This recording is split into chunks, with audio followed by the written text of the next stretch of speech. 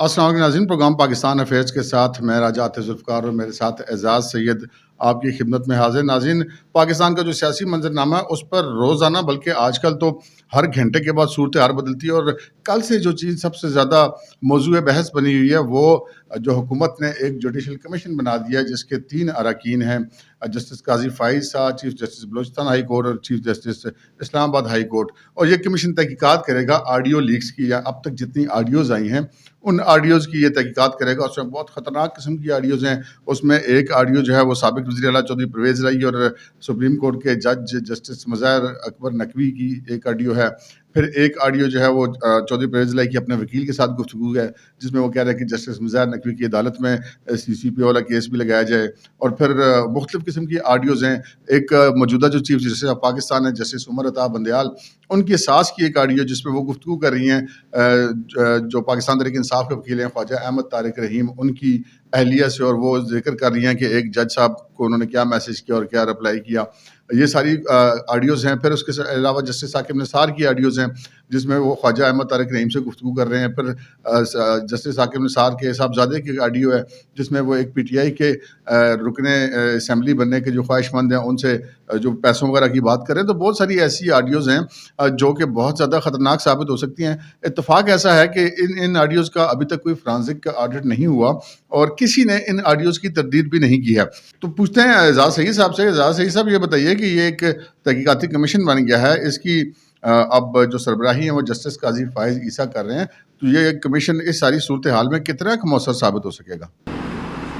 राय साहब, बहुत बहुत शुक्रिया। राय साहब, जो हुकूमत की तरफ से जस्टिस काज़ी फ़ाइज़ ईसा की सरबराही में कमीशन बनाया गया है, वो बज़ाहिर तो एक हुकूमत एक बढ़िया मूव दिखा रही है कि उन्होंने जिन जिन के बारे में ऑडियो लीक्स आई हैं उनके हवाले से उनको एक्सपोज करने के लिए एक बड़ा काम है। लेकिन इसमें एक माइन्यूट सी एक और मामला भी है जो बड़ा बारीक सा मामला है कि ये जो ऑडियो लीक्स हैं ये आई कहाँ से हैं।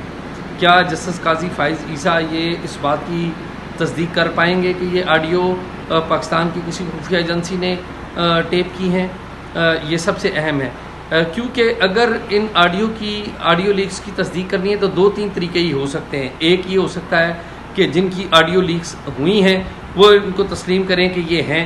फिर दूसरी बात है जिन्होंने ये रिकॉर्ड किए हैं क्या वो सामने आएंगे, क्या वो भी इस दायरे कार के अंदर है? मेरे ख्याल में ये हुकूमत की तरफ से तो एक मूव है, लेकिन ये लेटर ऑन ये काज़ी फ़ाइज़ ईसा, जस्टिस काज़ी फ़ाइज़ ईसा को भी नुकसान पहुँचा सकती है। मेरा यही ख्याल है। अच्छा एजाज़ सईद, ये बताएं, जब से इमरान खान साहब लाहौर शिफ्ट हुए हैं और ज़मान पार्क के बाहर जनाब उन्होंने एक बड़ा मजमा इकट्ठा किया होता है और पाकिस्तान तहरीक इंसाफ के ऐसी भी ऑडियोज़ आ चुकी हैं जिनमें वो कहा जा रहा है मुख्तलिफ लोगों की तरफ से, डॉक्टर यास्मीन राशिद की तरफ से और दीगर लोगों की तरफ से, कि जो बंदे लेकर आएगा उसको टिकट मिलेगा, जो बंदे नहीं लाएगा उसको टिकट नहीं मिलेगा। और वहाँ पर हम देखते रहे कि कई 100 लोग हर वक्त वहाँ पर मौजूद रहते हैं। पूरा रमज़ान में भी बड़ी रौनक लगी रही, बड़ी सैरियाँ अफ्तारियाँ चलती रहीं, बड़े पकवान वहाँ पर चलते रहे। लेकिन अब जनाब वो ज़मान पार्क उजड़ गया और वहाँ पर वो सारा रोड जो है वो साएँ साएँ कर रहा है, बिल्कुल सुनसान पड़ा हुआ है। लोग धड़ाधड़ जो है पाकिस्तान तहरीक इंसाफ को छोड़ने के ऐलानात कर रहे हैं, कोई प्रेस कॉन्फ्रेंसेस कर रहे हैं, कोई वीडियोज़ अपनी दे रहे हैं, कोई बयान जारी कर रहे हैं। तो आपके ख्याल में इस सारी सूरत हाल के अंदर एजाज़ सईद साहब ये बताइए कि पाकिस्तान तहरीक इंसाफ का मुस्तकबिल क्या है? राय साहब, आप ठीक कह रहे हैं कि ज़मान पार्क पे अब वो रश नहीं रहा, वो लोग नहीं रहे, और जिन्होंने 9 मई को रिएक्शन किया था उनकी अक्सरियत जेल में चली गई है। और अब अगर इमरान खान साहब गिरफ़्तार हुए भी तो शायद उस तरह का रिएक्शन कम अज़ कम पाकिस्तान के अंदर से नहीं आएगा। लेकिन ये याद रखने की बात है कि जो पाकिस्तान तहरीक इंसाफ का मुस्तकबिल जो है वो इमरान खान के मुस्तकबिल से जुड़ा हुआ है, और इमरान खान का जो मुस्तकबिल है वो पाकिस्तान की अदलिया से जुड़ा हुआ है। अगर अदलिया उन्हें तहफ़्फ़ुज़ देती रही तो इमरान खान किसी वक्त पे बच भी सकते हैं। लेकिन फ़िलहाल ऐसा नहीं लगता कि इमरान खान को जो इस्टेब्लिशमेंट है वो इमरान खान को स्पेयर करेगी। अपेरेंटली ऐसा नहीं लगता, क्योंकि इमरान खान ने इस्टेब्लिशमेंट को चैलेंज किया है, फ़ौज को चैलेंज किया है, उस फ़ौज को चैलेंज किया है जिसने ख़ुद इमरान खान को बनाया था।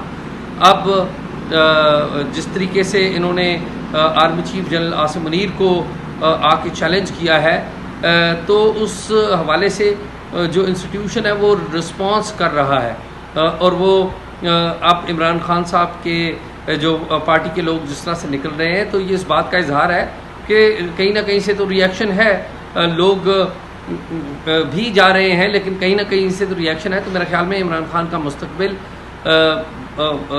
फ़िलहाल अदालतों पर नहीं मुनसर है, और कब तक ये कायम रहेगा मेरे इल्म में नहीं है।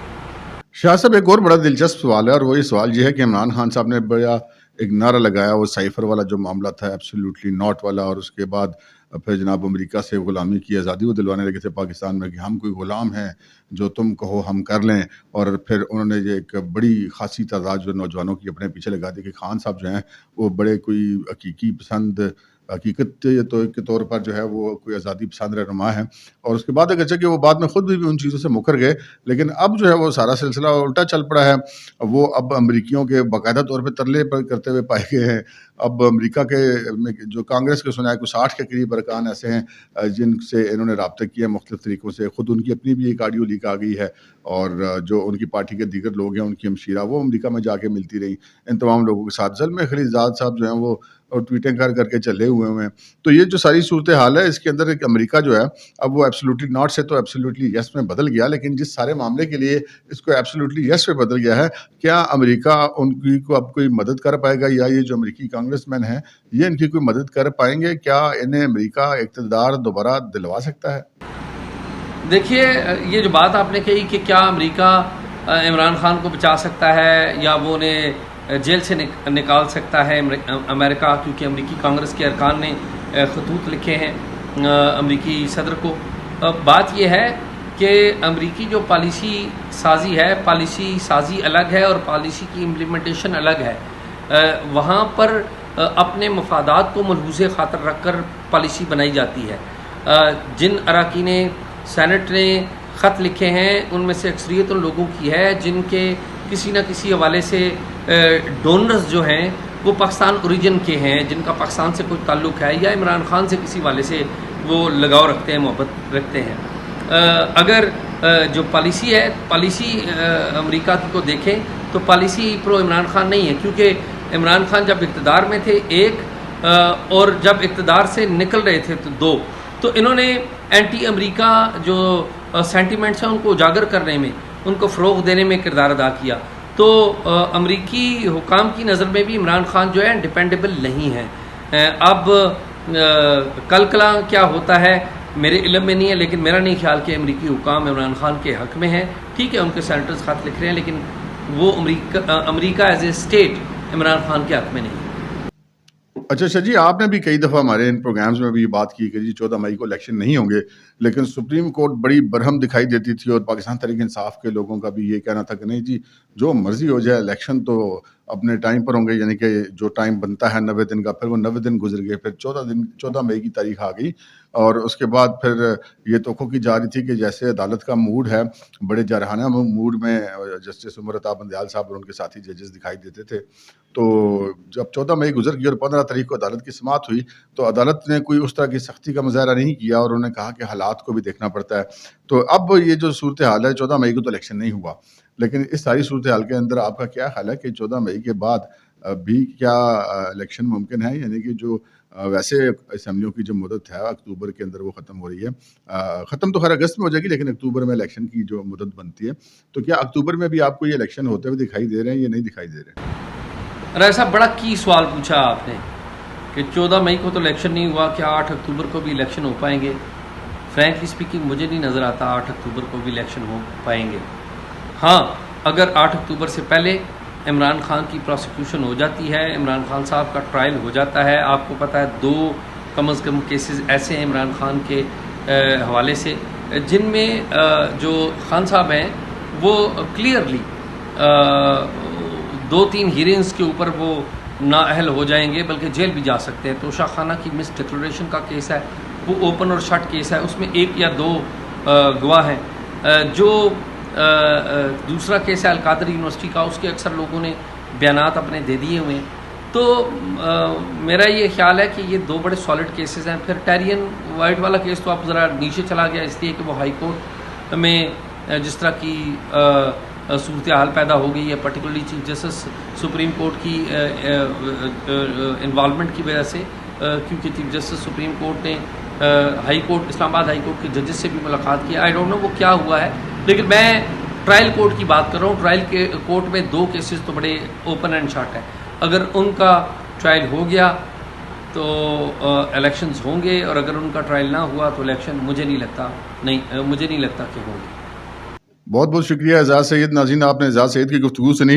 इस वक्त पाकिस्तान तहरीक इंसाफ के जितने बड़े प्रोमिनेंट नाम थे वो हमें या तो जेलों के अंदर दिखाई दे रहे हैं या वो ज़ेर ज़मीन चले गए हैं, मफरूर हुए हैं, भागे हुए हैं, कोई इधर भागा कोई उधर भागा है। और इमरान खान साहब इस वक्त वहाँ पर बिल्कुल तनहा बैठे हुए हैं, अकेले बैठे हुए हैं ज़मान पार्क के अंदर।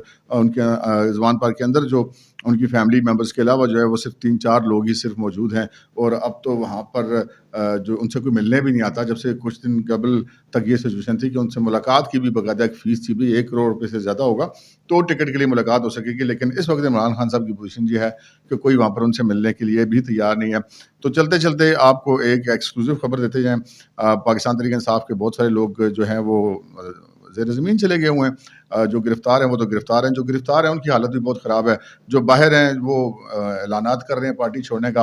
और 2 जो बड़े अहम लोग हैं जो इस सारे मामले के अंदर बहुत ज़्यादा हम कह सकते हैं मोस्ट वांटेड हैं। एक मोस्ट वांटेड तो मुराद सईद हैं। आपको याद होगा कि जब ये इमरान खान साहब की गिरफ़्तारी हुई थी तो जो सबसे पहली ऑडियो थी पूरे पाकिस्तान तहरीक इंसाफ की तरफ से वो सर्कुलेट की गई थी, वो मुराद सईद की थी। जब मुराद सईद ने लोगों को निकलने के लिए कहा था। तो मुराद सईद साहब इंतहाई मतलूब हैं। और मुराद सईद साहब के बारे में अब कुछ ज़राए का ये दावा है कि मुराद सईद साहब पाकिस्तान से बाहर निकल चुके हैं। और कुछ ज़राए का कहना है कि वो इस वक्त तुर्की पहुँच चुके हैं। अब तुर्की जाने के लिए जो है वो ईरान का रास्ता भी इस्तेमाल किया जाता है, जो गैर कानूनी तौर पे जाते हैं, ऑफ द रिकॉर्ड जाते हैं। ह्यूमन स्मगलर्स भी वो रास्ता इस्तेमाल करते हैं। बलूचिस्तान से ईरान का बॉर्डर और ईरान से आगे तुर्की पहुँच जाते हैं।